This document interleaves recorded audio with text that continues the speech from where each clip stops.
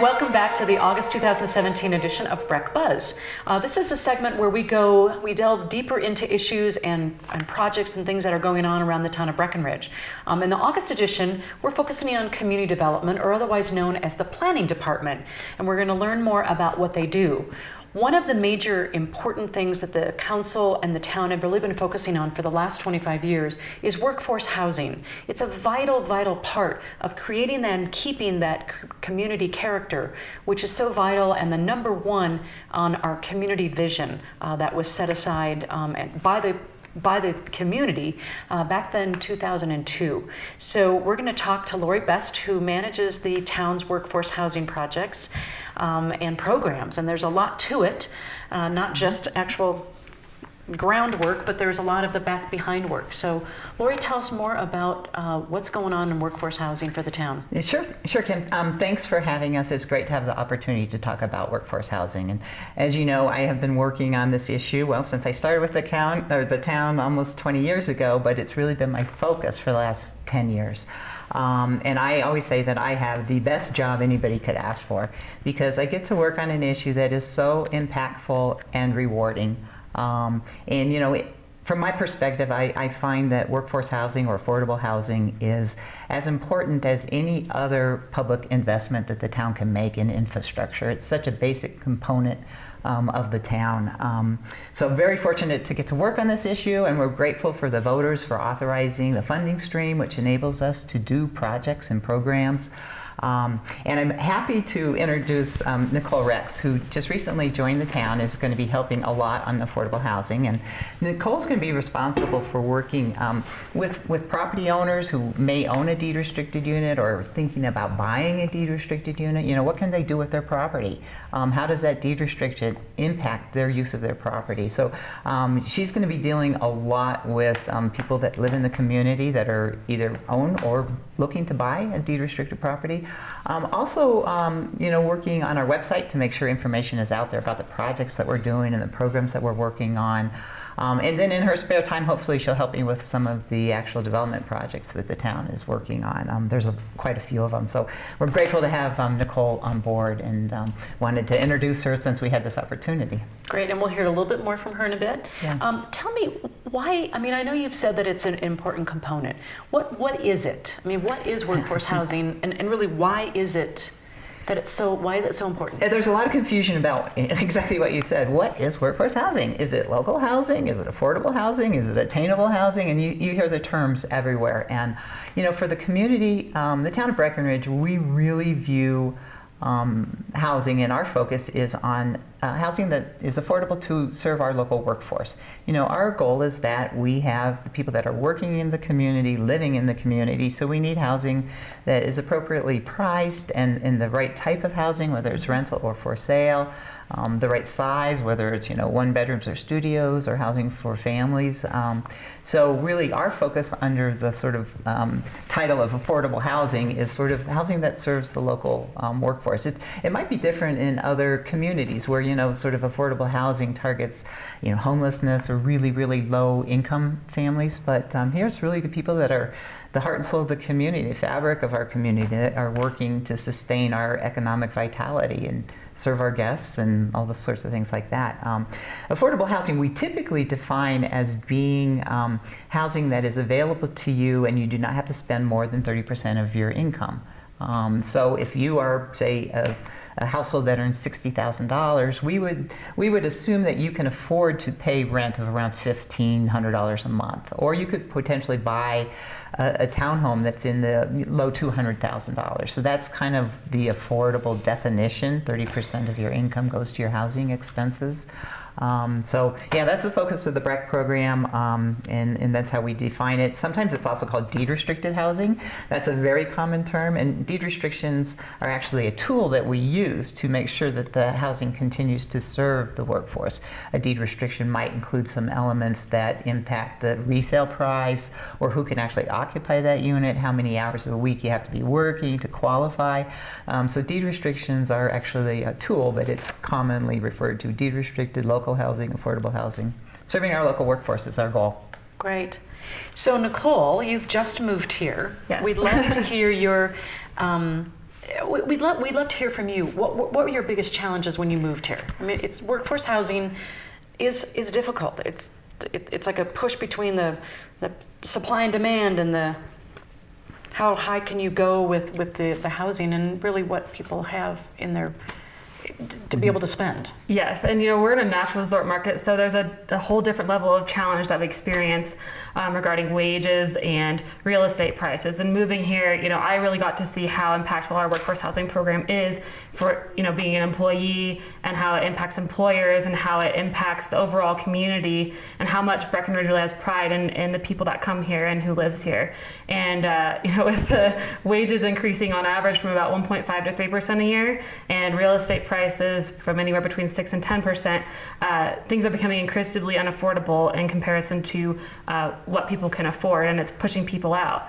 In addition, we have a limited land to build on, as we heard, from the planning department, and that also impacts where we live. And Breckenridge is a desirable place to live, and so we have people that want to come and recreate here, to retire here, to work here, to raise a family, and we really want to find a balance of housing that can serve our short-term visitors, our seasonal visitors, our retirees, and our overall workforce, and our overall community. So yeah.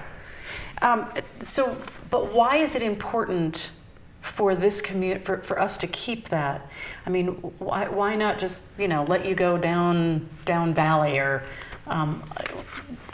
find like places over in Park County, like a lot of people do? Breckenridge is really unique in that it has a reputation of being a real town. Where you're going to visit, it's a real place to live, and I think that people invest here and they visit here and they grow their roots here because we provide this opportunity for people to live here and raise a family and work. And even for our visitors, that's a good experience, and it really leads to more economic viability, livability, and viability, and a sustainable community overall.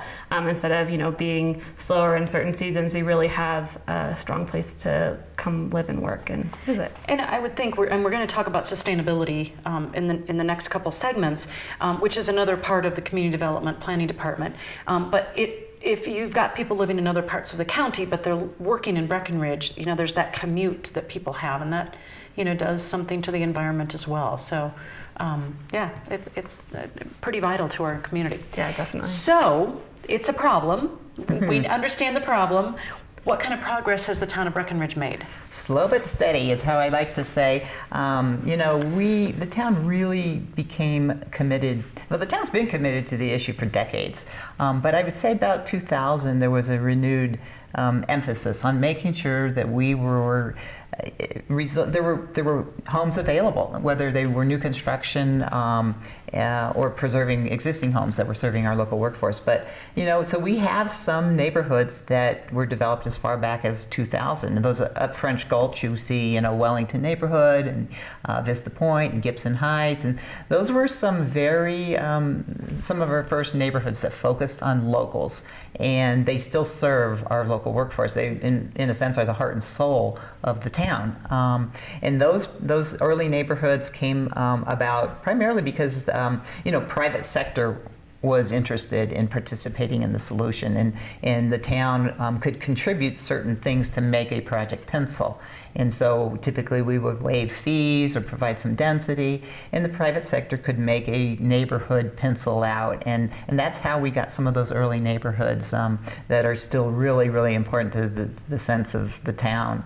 I'd say back in 2006, when the voters approved the sales tax, that gave the town a revenue stream that enabled us actually to start doing projects and to kind of up the pace of development of housing for our locals.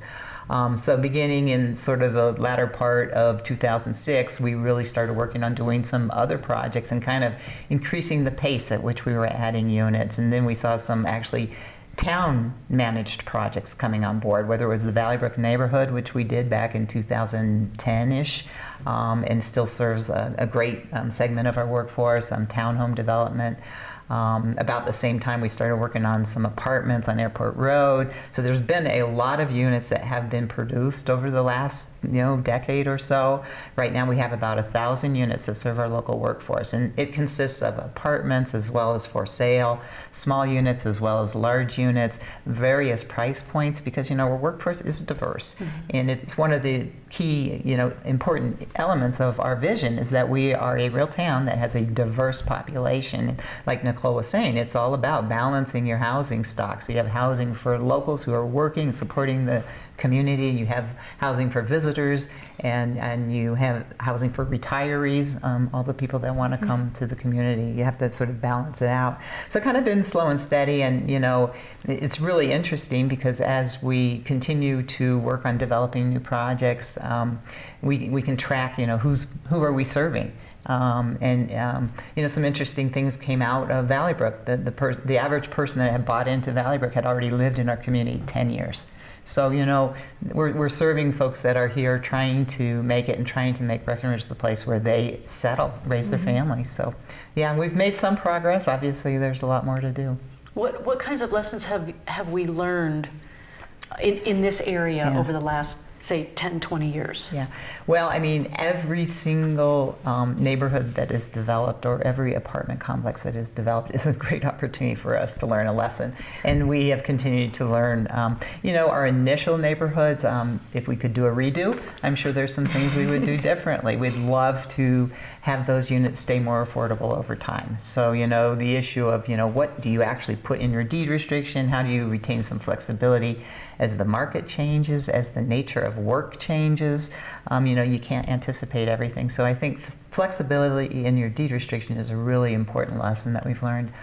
We've also learned that, we need to do really good developments. Our development should be indistinguishable from a market rate development. Driving down, the street, you don't want to say, well, that's where workers live. So from an architectural design perspective, it's really important that they are indistinguishable. They are high quality projects that anybody would be proud to live in. We've learned, we've learned who we're serving.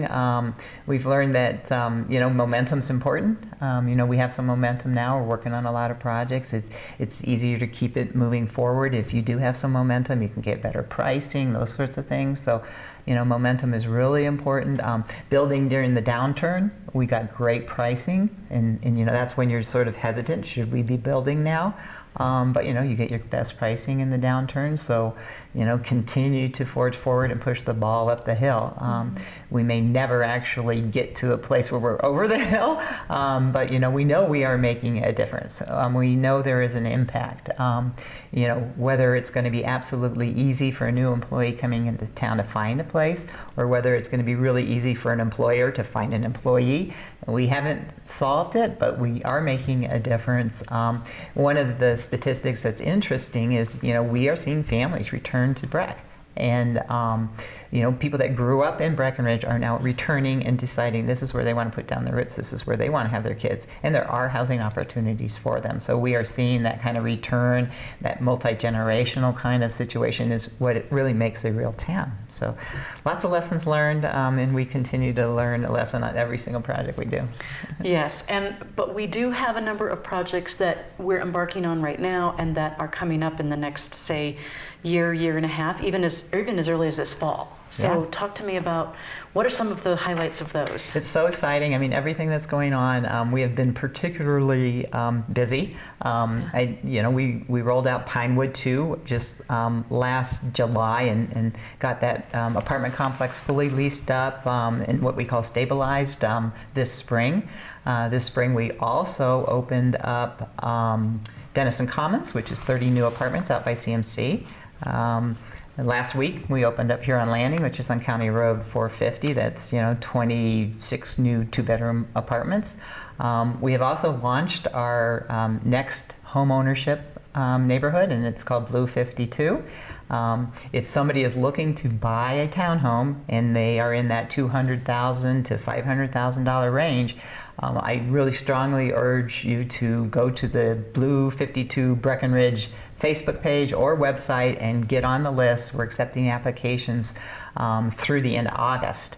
for those townhomes. The first 17, the first phase of the townhome project will be done before Christmas. So people will be moving in this fall. So that's a really exciting project that's on the horizon. Well, not really that far off on the horizon, but coming up pretty soon. And then we're starting to look at what is the next project that will, I mean, as I was talking about that pipeline or that momentum, we are already looking at what's the project that follows Blue 52. Is it a rental or is it a for sale? Is it going to be on Block 11 or is it going to be on McCain? So we've kind of started that initial planning process for what is the next project, and really looking to maybe the private sector to come to us with some ideas about how we enter into a partnership with the private sector, because this workforce housing is not an issue that can be or should be solved entirely by the public sector. We need the private sector participation to help us keep working on this issue. So right now we're kind of looking at what's after Blue 52 and potentially seeking opportunities to work with the private sector on a project there. Right, and we had hosted a community kind of meeting to say, let's bring all the entities together and say, how can we all solve this? Because as you said, it isn't just a town of Breckenridge municipality challenge. It's a community challenge. And so how can we bring in the businesses and even the small ones and the big ones? And I mean, everybody has the same need for great employees and to be able to continue to create a great community that we have here. So lots of great information on workforce housing, deed restricted, affordable housing, attainable housing, all that is on our website at townofbreckenridge.com. And I know, Nicole, you've done a great job with keeping that updated and making it look really fun for people to come and see. Thanks. So great. Good. Okay, well, next up, we are going to talk about another challenge, because when you provide housing for people, then what happens is they get married, they have families, and then they start to have children and then families, and gosh, then we need some childcare. So next up, we're going to focus on another community development planning department or division, which is childcare. We'll be right back.